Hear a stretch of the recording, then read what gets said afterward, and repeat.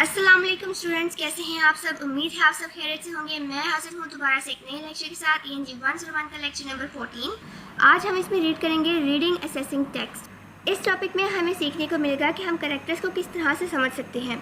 हमारे लिए बहुत ज़रूरी है कि हम किसी भी कैरेक्टर को बहुत अच्छे तरीके से समझें। अब वो कैसे समझ सकते हैं, अगर हम कोई पिक्चर देखते हैं, कोई पिक्चर में कुछ भी ड्रॉ किया हुआ है तो उसको हम इजीली देख के समझ सकते हैं। कुछ हमें दिखाया जा रहा है, वीडियोस वगैरह में दिखाया जा रहा है, उन कैरेक्टर्स को हम समझ सकते हैं।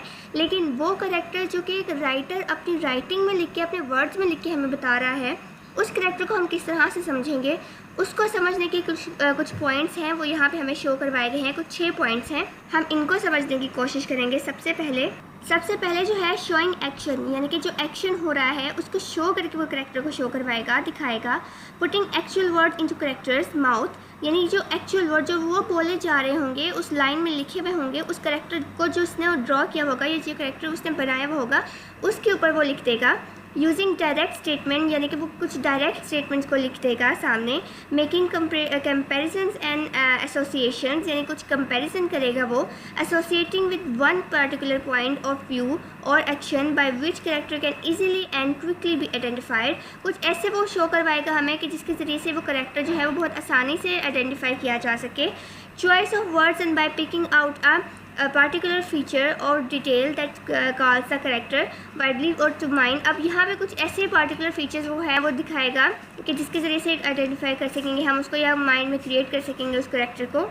अब चलें इनको वन बाय वन समझते हैं कुछ डिटेल के साथ। सबसे पहले जो पॉइंट हमारे पास आ रहा है वो है एक्शन। अब इसमें अगर राइटर ने हमें कोई बात समझानी है तो वो उसके एक्शन के ज़रिए समझा सकता है, यानी कि कोई कैरेक्टर है वो वहाँ पे क्या काम कर रहा है, वो खेल रहा है, बैठा है, काम कर रहा है, सोच रहा है, वो क्या काम कर रहा है, उसका एक्शन हमें बताएगा कि ये कैरेक्टर ऐसा है।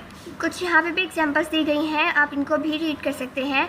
अब यहाँ पे जो एग्जांपल दी है वहाँ पे बताया कि जो उसकी सिस्टर है, मेरी जो सिस्टर है, वो बटर और ब्रेड को काटती थी, तो उसके एक्शंस कैसे होते थे, उसके माइंड में क्या था।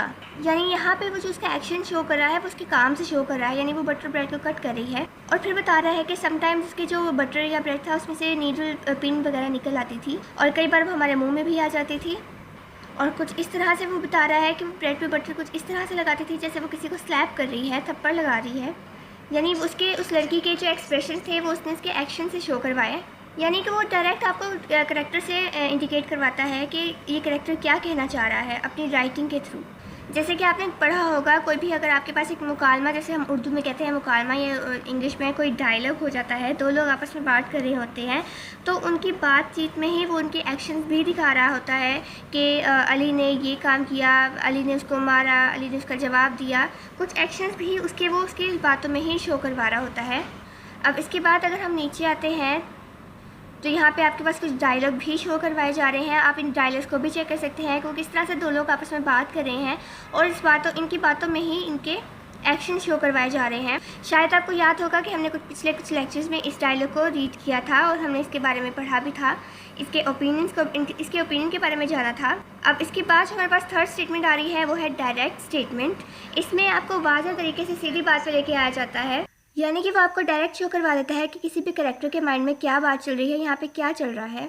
जैसे यहाँ पे भी एक स्टोरी के ज़रिए आपको समझाने की कोशिश कर रहा है कि किसी लड़की की, यहाँ पे कोई लड़की है वो कुछ काम कर रही है, उसका इस तरह से माइंड था, वो किस तरह से कोई इन्विटेशन मिलता था तो किस तरह से वो दावतों पे जाती थी। यानी यहाँ पे लाइन बाय लाइन उसने आपको उसके माइंड के बारे में सारी बातें बताई हैं कि वो किस बारे में क्या सोच रही है, उसके पूरे कैरेक्टर को यहाँ पे शो करवाया है इन्हीं लाइंस के थ्रू। ये एक इंग्लिश विलेज की स्टोरी है, सारी स्टोरी उसी औरत के बारे में है, किस तरह से उसने अपने सोसाइटी में मूव किया, यहाँ पे ये बताया जा रहा है।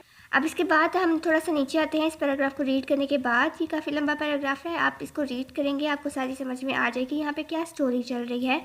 उसके बाद आ रहा है कंपेरिजन्स एंड एसोसिएशंस, यानी कि किसी भी चीज़ का कंपैरिजन या किसी चीज़ का ताल्लुक अगर आपने दिखाना है, किसी कैरेक्टर का ताल्लुक अगर राइटर ने दिखाना है तो वो कंपैरिजन करेगा। जैसे यहाँ पे एक स्टोरी बताई गई है, एक लड़की के बारे में बात की गई है, उसके कलर के बारे में बात की गई है कि उसका कलर अपने भाई की तरह कुछ डार्क है, उसका नाक ऐसा है या उसका फेस ऐसा है, उसकी आवाज़ कुछ ऐसी है, उसकी आईब्रोज ऐसी हैं, उसके पास था क्या, एक लोहे की जैसा पर्स था। ये सब उसके एक्सप्रेशंस के बारे में बताया गया है। उसके एक्सप्रेशन के ज़रिए हमें शो करवाने की कोशिश की गई है कि वो किस तरह से थी। और ये भी बताया गया है कि उसके पर्स को देख के यूँ लगता था कि किसी हैवी जंजीर के साथ वो बंधा हुआ है। यानी कि यहाँ पे उसने इस करैक्टर का, इस औरत का कंपैरिजन दिखा दिया कि वो बिल्कुल अपने भाई की तरह दिखती है, और फिर उसका जो पर्स था उसके बारे में उसने बता दिया कि वो किस तरह से लगता था, किस तरह से हैवी लगता था। यानी यहाँ पे कंपैरिजन उसने सारा शो करवाया है। अब उसके बाद जो हमारे पास नेक्स्ट पॉइंट आ रहा है, 5th पॉइंट है association of the character with one particular point of view और action by which they can be easily and quickly identified. यानी यहाँ पे ये बताया जा रहा है कि आप किसी भी करेक्टर को, किसी भी पॉइंट को आप वाज़ह करने जा रहे हो तो आप उसको एसोसिएट कर देते हो। जैसे यहाँ पे भी एक पर्सन के बारे में शो करवाया, उसके बिहेवियर के बारे में शो करवाया, वो हम्बल है या फिर वो किस तरह से है या उसके माइंड में क्या है। ये एक करेक्टर है थॉमस नाम का, वो हमेशा हकीकत को जाहिर करता था, यानी वो हर काम से अपनी हकीकत को शो करता था। उसके सारे रूल बहुत ज़्यादा कैलकुलेटेड थे, यानी वो बहुत ज़्यादा कैलकुलेशन करता था, वो बहुत ज़्यादा हकीकत पसंद था, हकीकत ही को सामने लाता था। इसके बारे में भी यहाँ पे सारी स्टोरी बताई गई है। उसके बाद जो आपका 6th पॉइंट आ रहा है वो ये है choice of words and picking out a particular feature और detail that calls a character value to mind. यहाँ पे ये बताया जा रहा है कि जैसे आप किसी कैरेक्टर को पिक करते हो तो आप उसको कैसे शो करवाना चाह रहे हो, किस तरह से उसको दिखाना चाह रहे हो, आप उसको एग्जांपल कैसे देते हो। जैसे फॉर एग्जांपल आप कोई एग्जांपल देना चाह रहे हो तो आप फॉर एग्जांपल बोलोगे, इलस्ट्रेट करोगे। कुछ ऐसे वर्ड्स होते हैं जो आपके कैरेक्टर को रिप्रेजेंट करवाते हैं, शो करवाते हैं, एग्जाम्पल देते हैं। उसके जो भी नेचर है, उसके माइंड में जो भी है, वो सब कुछ एग्जाम्पल में आपको एक्सप्लेन किया जाता है। अब उसके थोड़ा सा नीचे आते हैं तो हमारे पास एक और एग्जांपल यहाँ पे दी जा रही है। यहाँ पे कुछ टेबल दिए गए हैं, हम इनको भी रीड कर सकते हैं। जैसे यहाँ पे ये दिया गया है अभी जो हमने रीड किया, फॉर एग्जांपल, फॉर इंस्टेंस, यानी कि इन वर्ड्स को यूज़ करते हुए हम इनको इस कैरेक्टर को यहाँ पे डिस्क्राइब कर सकते हैं। अब जो हमारे पास लास्ट टॉपिक दिया गया है वो है सैम्पल सेंटेंस का। अब यहाँ पे कुछ एग्जांपल हैं, कुछ सेंटेंसेस हैं। जैसे कंप्यूटर के बारे में है कि ये बहुत ज़्यादा एडवांस है, बहुत ज़्यादा यूज़ हो रहा है, एडिशन सब्ट्रैक्शन वगैरह करता है। इस एग्जांपल दी है, ये सॉल्व कर सकता है अर्थमेटिक प्रॉब्लम्स। ये आपकी इन्फॉर्मेशन को बहुत फास्टली और एक्सट्रीमली सॉल्व करता है, आपको किसी किस्म की कोई परेशानी नहीं होती। सारे फंक्शंस को प्रोसेस कर सकता है ये। यानी इस पूरे चैप्टर में आपको ये बताने की कोशिश की गई है कि आप किस तरह से अपने ख्यालात को अपने अल्फाज में या अपने करैक्टर में शो करवा सकते हैं।